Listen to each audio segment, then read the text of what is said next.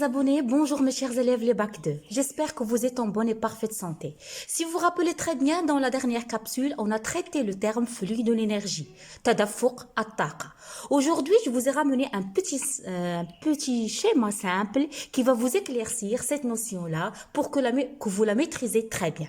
Donc, comme vous voyez dans le schéma, qu'est-ce que j'ai dessiné? J'ai dessiné une plante. Donc, une plante, comme vous voyez, une plante verte. Ce sont des plantes chlorophylliennes. On a déjà parlé de cette notion de la chlorophylle. C'est-à-dire, ils possèdent un pigment qui leur donne la coloration verte. Ce sont les végétaux verts ou bien les plantes chlorophylliennes. La caractéristique des plantes, que vous le savez déjà, qu'ils sont dites des producteurs. Comme vous voyez, des producteurs. Pourquoi ce nom, non? Ou bien, on peut les nommer aussi autotrophes, kainat datiyat at-tardiya, parce que mes chers élèves, les plantes vertes sont caractérisées par le fait qu'ils produisent leur propre matière organique. يقومون بإنتاج مادتهم العضوية.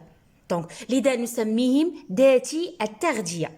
Donc, on les nomme autotrophes parce qu'ils sont capables de synthétiser leur propre matière organique. Comment?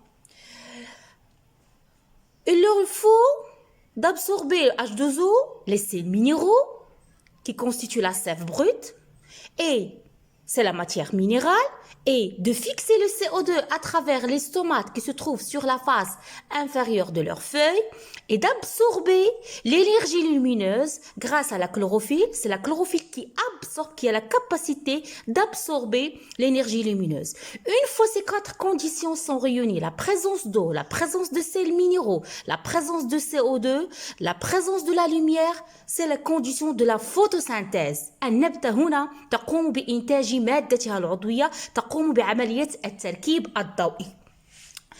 La photosynthèse qui se déroule en 2 étapes, vous pouvez trouver dans ma chaîne des vidéos expliquant les phases sombres et la phase claire de la photosynthèse. Donc, quel est le résultat final? C'est la production de la matière organique. C'est la production d'un fruit. Vous voyez, j'ai dessiné ici en rouge le fruit. Le fruit, il est sucré, il est riche en quoi? Je vous donne un exemple, il est riche en amidon. Vous connaissez l'amidon, vous l'avez déjà entendu en 3e année de collège.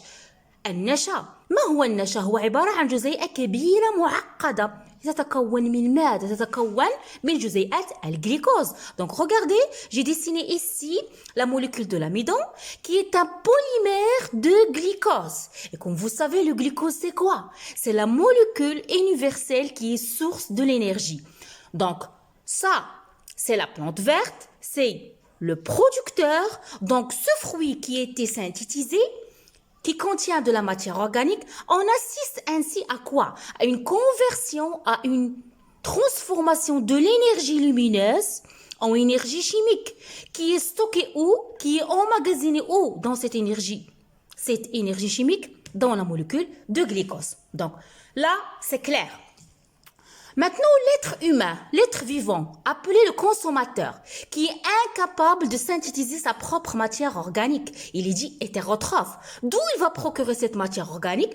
Le consommateur, en mangeant le fruit, c'est-à-dire, par exemple, si je croque une pomme, cette pomme, elle va subir quoi? Le phénomène de la digestion.